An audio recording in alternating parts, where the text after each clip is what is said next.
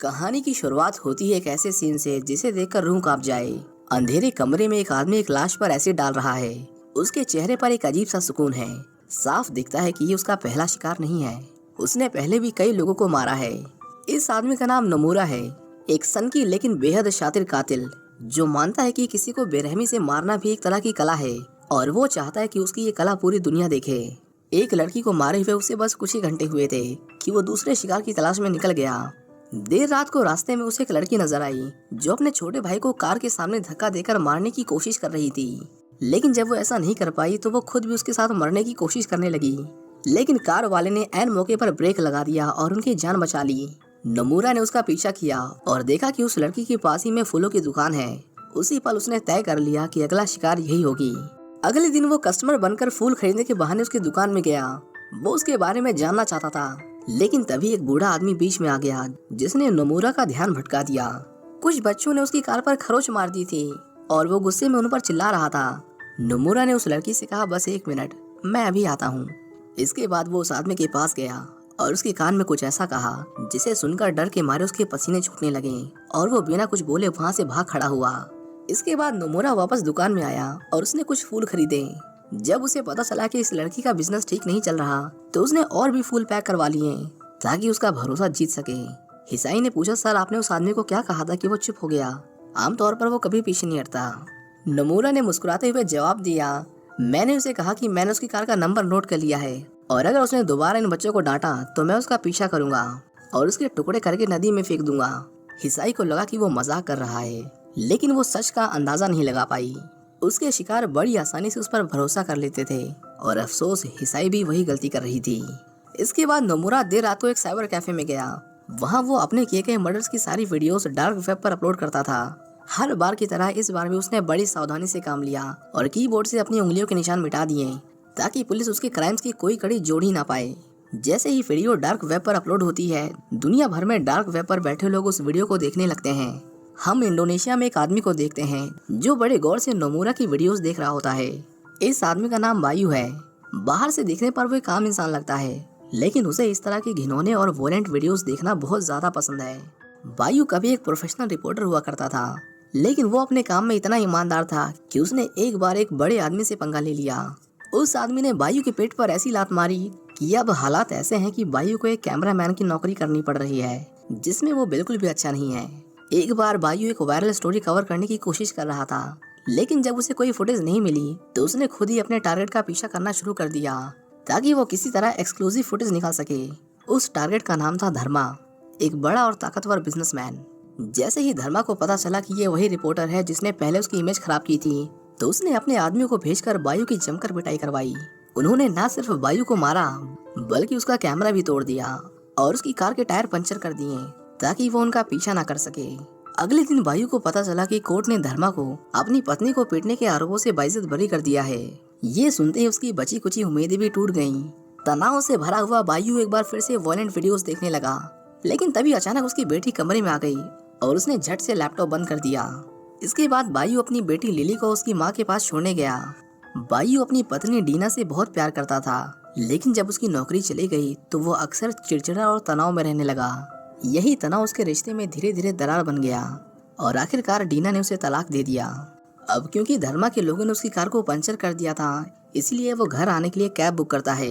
सफर लंबा था इसलिए उसकी आंख लग गई, लेकिन जब उसे होश आया तो उसने देखा कि ड्राइवर उसे एक सुनसान इलाके में ले आया था। कुछ देर बाद उसका दोस्त कार में घुस गया और उन्होंने बायू के सर पर गन रखकर उसे लूटने की कोशिश की। वो बायू की आपत्तिजनक सिचुएशन में वीडियो निकालना चाहते थे ताकि उसे ब्लैकमेल करके उसे और पैसे लूट सकें। बायू ने खुद को बचाने की कोशिश की, लेकिन वो अकेला था। उनकी बातचीत जल्दी हाथापाई में बदल गई और एक ने उस पर हमला कर दिया। मौका पाते ही बायू ने गन जोर से पकड़ ली और उसी गन से एक का सर उड़ा दिया। दूसरा तुरंत गन रिलोड करने लगा, लेकिन उससे पहले ही बायू ने गन उठा ली और उस पर गोलियों की बारिश कर दी। हालांकि बायू ने बहुत सारी वॉयलेंट वीडियोस देखी थी, लेकिन जब उसने ये सब असली में एक्सपीरियंस किया तो उसकी अंदर से रूह कांप उठी। वहीं दूसरी ओर हम नमूरा को देखते हैं जिसने एक नई लड़की को अपनी जान में फंसा लिया है। उसे नहीं पता था कि जिस आदमी को वो एक जेंटलमैन समझ रही है वो एक सीरियल किलर है। नमूरा उसे अपने साथ घर ले जाता है और उसके साथ भी वही करता है जो उसने बाकी लड़कियों के साथ किया था। वो रहम की भीख मांग रही थी, लेकिन वो जितना गिड़गिड़ाती नमूरा उतना ही खतरनाक होता जाता। आखिर में उसने एक बैट उसके मुंह में डालकर उसके सारे दांत तोड़ दिए और फिर उसे काट कर उसका कच्चा मांस खाने लगा। वहीं इंडोनेशिया में बायू की जब आँख खुलती है तो वो बहुत दर्द में था। उसने कल रात कुछ ऐसा किया था जो वो कभी सपनों में भी नहीं सोच सकता था। हमें दिखाया जाता है कि कल रात न सिर्फ बायू ने उन दोनों चोरों को मारा था, बल्कि उन्हें मारने के बाद उसने उनकी वीडियो भी बनाई थी और फिर उसे डार्क वेब पर अपलोड कर दिया। उसने ऐसा क्यों किया ये सोचकर उसे खुद से घिन आ रही थी, पर एक बात तो तय थी कि वो कुछ ऐसा महसूस करने लगा था जो उसने आज से पहले कभी नहीं किया था। इसी बीच नोमुरा भी उसकी अपलोड की गई वीडियो देख लेता है। उसका काम इम्प्रेसिव था, लेकिन उसे समझने में जरा भी देर नहीं लगी कि ये उस आदमी का पहला मर्डर है। उसने बड़ी आसानी से उसे ट्रैक कर लिया और उसे वीडियो कॉल का लिंक भेजा। बायू ने उससे बात की और अनजान बनने का नाटक किया, जैसे कि उसे कल रात के बारे में कुछ पता ही नहीं। पर नोमुरा ने उसे वार्न किया कि अगली बार वो वीडियो किसी पब्लिक सर्वर से अपलोड करे, इससे वो पकड़ा नहीं जाएगा। इसके बाद बायू अपनी बेटी को उसके नाना के घर छोड़ने जाता है। वहां जाकर उसे पता चला कि उन्होंने अपनी बेटी के लिए एक नया लड़का ढूंढ लिया है। उसका नाम जॉन है और वो काफी सक्सेसफुल और अच्छा आदमी था। उसके अंदर एक अच्छा पिता बनने की सारी खूबियां थीं। उसके बीच बैठकर बायू इतने स्ट्रेस में आ गया कि उसका दिमाग हाइपर सेंसिटिव हो गया। उसे अपने आसपास की छोटी से छोटी चीज बहुत तेज महसूस होने लगी। इससे पहले कि उसका दिमाग फट जाता, वो उनके बीच से उठकर चला गया। अब वो नॉर्मल लोगों के बीच 1 मिनट भी नहीं रह सकता था। उसे बात करने के लिए कोई ऐसा चाहिए था जो बिल्कुल उसके जैसा हो। उसने नोमुरा को मैसेज किया, जिसका उसे सामने से रिप्लाई आया कि वो उसे वीडियो कॉल पर बात करना चाहता है। बायू ने तुरंत कैमरे पर हाथ रख लिया ताकि उसकी शक्ल ना दिखाई दे। नोमुरा ने भी एक मास्क पहन रखा था। बायू ने पूछा, तुम लोगों को क्यों मारते हो? जिस पर नोमुरा ने कहा कि तुम्हें शायद लगे कि मैं पागल हूँ, दरिंदा हूँ, पर सच्चाई यह है कि मैं भी कभी तुम्हारी तरह ही था, एक आम सीधा साधा और डरपोक आदमी। और फिर एक दिन मैंने सोचना बंद कर दिया और सिर्फ महसूस करना शुरू किया। पहली बार जब किसी की आंखों में डर देखा, तब मुझे एहसास हुआ कि मेरा एक वजूद है। ठीक वैसे ही अब तुम्हारा भी एक वजूद है। तो बताओ कि अब तुम किसे मारना चाहते हो? बायू टीवी पर धर्मा के वकील रॉबर्ट का इंटरव्यू देखता है, जिसमें वो साफ साफ झूठ बोल रहा था। जिसके बाद उसने फैसला किया कि अब वो उसी को अपना शिकार बनाएगा। उसने उसकी कार का पीछा किया और पता लगाया कि वो कहाँ रहता है। इसी बीच नोमुरा एक बार फिर हिसाई से मिलने जाता है। दोनों में अब अच्छी बातें होने लगी थीं। मिसाई ने उसे बताया कि उसके भाई को ऑटिज्म है, एक ऐसी बीमारी जिसमें किसी बच्चे का दिमाग पूरी तरह से डेवलप नहीं होता। जब उसने नोमुरा से उसके बारे में पूछा तो उसे पता चला कि उसका बचपन कुछ सही नहीं बीता था। जब वो छोटा था तो उसकी बहन और उसके पेरेंट्स की मौत हो गई थी। उसे इंश्योरेंस से जो पैसा मिला उसे लेकर वो अमेरिका चला गया। वहीं उसने नौकरी की और फिर वो वापस जापान लौट आया। अपनी कहानी बताते वक्त नोमुरा बहुत इमोशनल हो गया, लेकिन उसी वक्त उसके अंदर दबा हुआ वहशत भरा चेहरा बाहर आने लगा। उसने कहा, अगर तुम्हारा भाई मर जाता तो उसके लिए सब कुछ कितना आसान हो जाता ना। ये सुनते ही हिसाई के चेहरे से मुस्कान गायब हो गई और उसकी आंखों में डर झलकने लगा। उसने कहा, आपकी मेरे भाई के बारे में इस तरह की बात करने की हिम्मत कैसी हुई? यहाँ से चले जाइए, मैं फिर कभी आपसे नहीं मिलना चाहती। नोमुरा ने एक बार तो उसे मारने का सोचा, लेकिन दिन के उजाले में उसे मारना उसके लिए भारी पड़ सकता था, इसलिए वो गुस्से में वहाँ से चला गया। अपने अंदर की नफरत को शांत करने के लिए वो आज रात किसी को मारना चाहता था। उसने एक प्रोस्टिट्यूट को पैसे दिए और उसे अपने साथ ले गया। कार में जब वो नोमुरा को सेड्यूस कर रही थी, तभी नोमुरा को हिसाई का चेहरा दिखाई दिया और उसने इतनी जोर से ब्रेक्स दबाए कि उस लड़की का सर सीधा डैशबोर्ड से टकरा गया और उसकी नाक से खून बहने लगा। गुस्से में वो लड़की कार से उतर गई और जब उसके दोस्त ने देखा कि नोमुरा ने उसे चोट पहुंचाई है तो उसने उसे बहुत पीटा। उन्होंने नोमुरा के सारे पैसे और आईडी कार्ड छीन लिए ताकि वो दोबारा किसी लड़की के साथ ऐसा ना करे। वहीं दूसरी ओर हम बायू को देखते हैं, जो दबे पांव रॉबर्ट के घर में घुस जाता है। उसे देखते ही रॉबर्ट अपनी जान बचाने के लिए उस पर टूट पड़ा, लेकिन तभी बायू से गलती से गोली चल गई। अच्छी बात थी कि गोली बस उसे छू कर निकली थी। उसे समझ नहीं आ रहा था कि अब वो उसका क्या करे, उसे मारे या उसके पैसे लूट ले। वो सोच ही रहा था कि तभी उसे किसी के रोने की आवाज आई।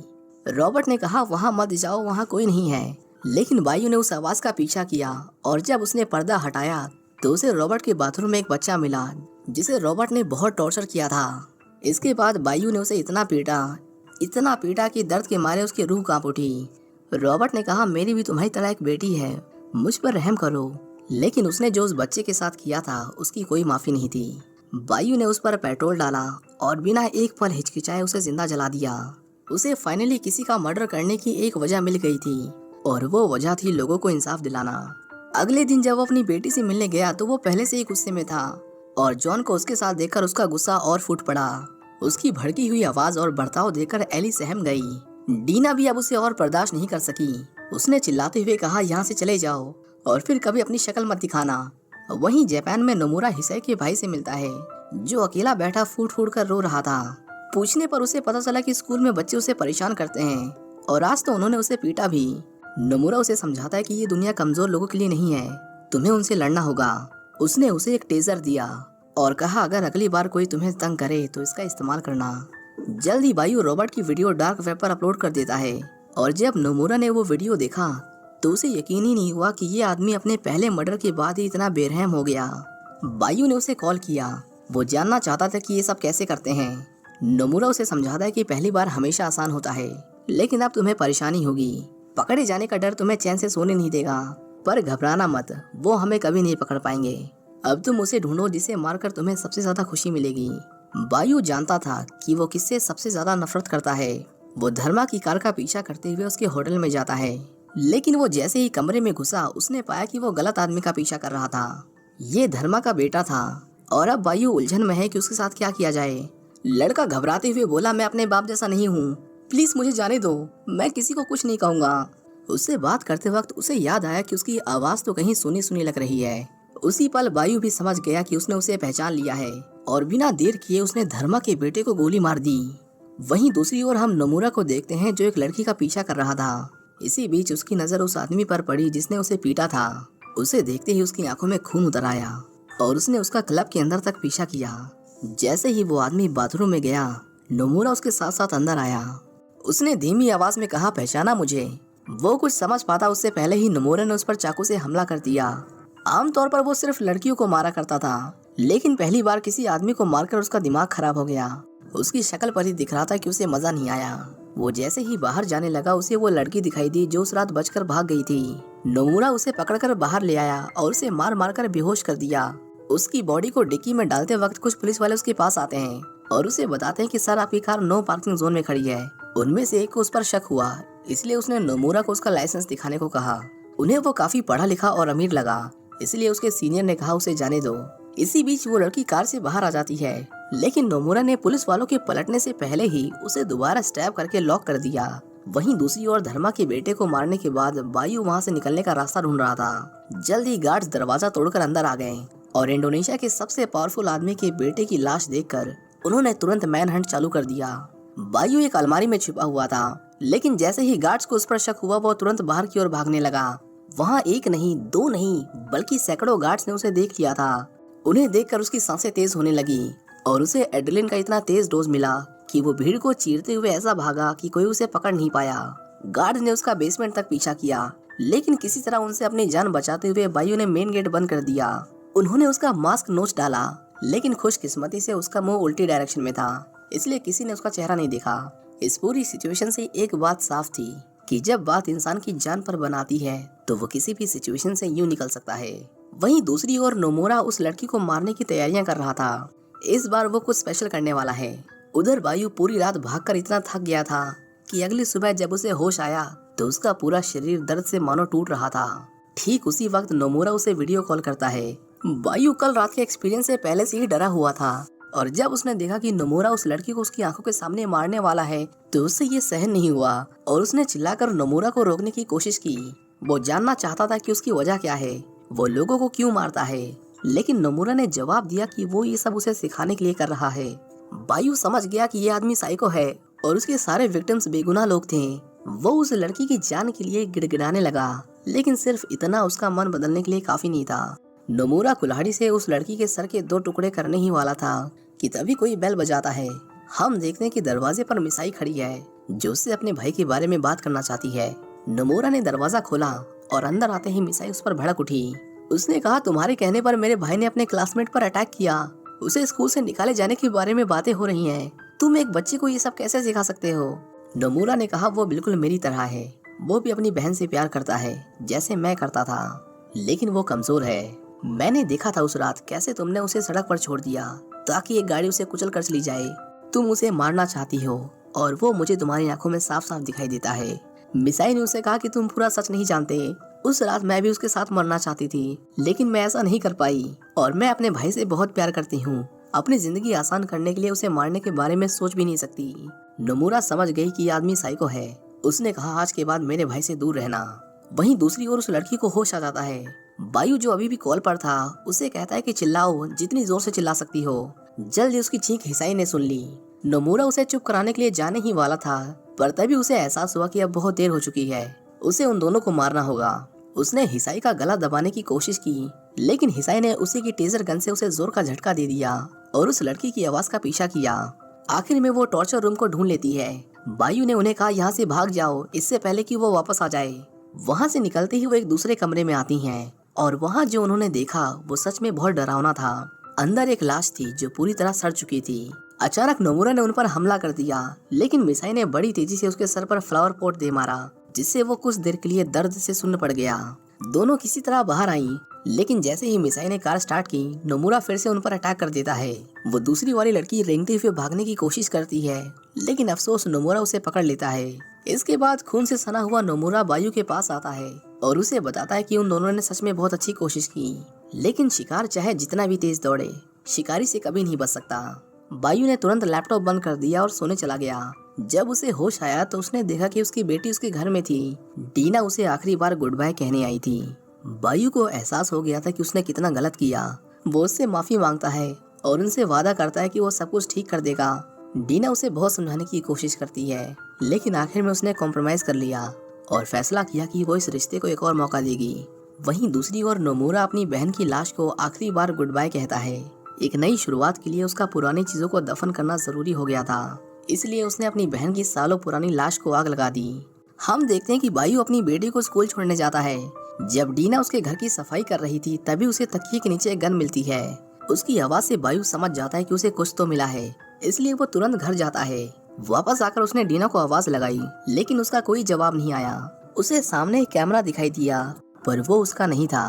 बायू ने जब उसमें रिकॉर्ड की हुई वीडियो प्ले की तो पाया कि कोई उसमें डीना को टॉर्चर कर रहा था। बड़ी हिम्मत करके उसने बेडरूम का दरवाजा खोला, लेकिन अंदर जो उसने देखा उसे देखकर उसकी पूरी दुनिया, मतलब उस बेचारे की पूरी दुनिया सच में एकदम बर्बाद हो गई। हम देखते हैं कि नोमुरा ने उसकी वाइफ का रेप करके उसकी पूरी बॉडी को चाकू से गोद दिया था। बायू उसकी लाश के पास बैठकर खून के आंसू रोता है। इतनी बेरहमी देखकर उसका दिल एकदम थम गया। हालांकि नोमुरा उसे मारने के बाद भागा नहीं था, वो नीचे खड़ा उसका इंतजार करता है। बायू उसे मारने जा ही रहा था कि तभी एक कार उसे उड़ा देती है और उसमें बैठे लोग उसे उठाकर अपने साथ ले जाते हैं। नोमुरा को समझ नहीं आया कि ये अभी अभी क्या हुआ। वो उसकी कार का पीछा करता है। पता चला कि ये लोग धर्मा के आदमी थे। उसने कहा तुझे क्या लगा, तू मास्क पहनकर मेरे बेटे को मारेगा और कभी पकड़ा नहीं जाएगा। मेरे बेटे ने तेरा क्या बिगाड़ा था? जो किया मैंने किया, तूने उस बेचारे को क्यों मारा? उसका आदमी बायू के हाथ पैर तोड़ देता है। धर्मा ने कहा जब तेरी बेटी बड़ी हो जाएगी तो मैं इससे शादी करूंगा और अब यही मेरे वंश को आगे बढ़ाएगी। वो उसे मारने ही वाले थे कि तभी नोमुरा उसके आदमी को गोली मार देता है। उसने धर्मा को पीट पीट कर उसे अधमरा बना दिया। आखिर में वो बायू के पास आया और उसे कहा कि तुमने जो शुरू किया था उसे खत्म करो। बायू अब भी इस सच्चाई से नहीं उभर पाया था कि उसने ही डीना को बेरहमी से मारा। उसने कहा देखो खुद को, तुम एक मॉन्स्टर हो। नोमुरा उसे भी अपनी तरह बनाना चाहता था, इसलिए उसने कहा इस आदमी को मार दो वरना मैं तुम्हारी बेटी को मार दूंगा। बायू अब किसी की जान नहीं लेना चाहता था, लेकिन नोमुरा ने जैसे ही उसकी बेटी के सर पर बंदूक रखी उसके पास कोई दूसरा चारा नहीं बचा। वो धर्मा के ऊपर टूट पड़ा और उसका गला दबाकर उसे बेरहमी से मार डाला। ठीक उसी समय नोमुरा ने उसकी बेटी की आंखों से पट्टी हटा दी और जब उसने अपने पिता का ये रूप देखा तो वो उनसे नफरत करने लगी। नोमुरा ने कहा मैं कब से तुम्हें यही तो बताने की कोशिश कर रहा था कि सब तुमसे नफरत करते हैं, यहाँ तक कि तुम्हारी खुद की बेटी भी। हम दोनों मिलकर काम कर सकते हैं, लेकिन उससे पहले एक आखिरी काम बचा है। वो बायू की बेटी को मारने ही वाला था कि तभी बायू ने उसे पकड़ लिया, क्योंकि वो कोई मॉन्स्टर नहीं था। वो अब भी अपनी बेटी से प्यार करता है, भले ही वो उसे नफरत क्यों ना करे। नोमुरा ने कहा मुझे लगा कि तुम मेरे जैसे हो, लेकिन मैं गलत था। और इतना कहकर उसने बायू पर गोली चला दी। ब्रेन डेड बायू का पैर फिसल गया और वो बिल्डिंग से नीचे गिरने लगा, लेकिन जाने से पहले उसने अपनी आखिरी चाल पहले ही चल दी थी। नोमुरा ने देखा कि उसके हाथों में हथकड़ियां थी। वो दोनों इतनी ऊंचाई से नीचे गिरे कि एक ही झटके में उनकी बॉडी की सारी हड्डियां चकनाचूर हो गईं। बायू तुरंत ही दम तोड़ देता है, लेकिन नोमुरा की सांसें अभी भी चल रही थी। वो तड़प रहा था, दर्द से कराह रहा था। तभी उसे सामने एक लड़का दिखाई देता है जो उसे मरते हुए रिकॉर्ड कर रहा था। उसी पल नोमुरा को पहली बार एहसास होता है कि जिन लोगों को उसने तड़पा तड़पा कर मारा उन्हें कैसा महसूस हुआ होगा। और फिर अपने आखिरी पल में वो जापानी में एक शब्द कहता है, कट। जैसे कोई सीन खत्म होने के बाद डायरेक्टर कहता है। और इसी के साथ ये कहानी यहीं खत्म हो जाती है। उम्मीद करता हूँ कि आपको ये मूवी पसंद आई होगी। इस कहानी में आपको सबसे हार्ट ब्रेकिंग सीन कौन सा लगा, हमें कमेंट करके जरूर बताएं। ऐसी ही और कहानियों के लिए इस चैनल को सब्सक्राइब करें। हम जल्द ही मिलेंगे एक नई वीडियो के साथ। Thank you for watching. See you in the next one.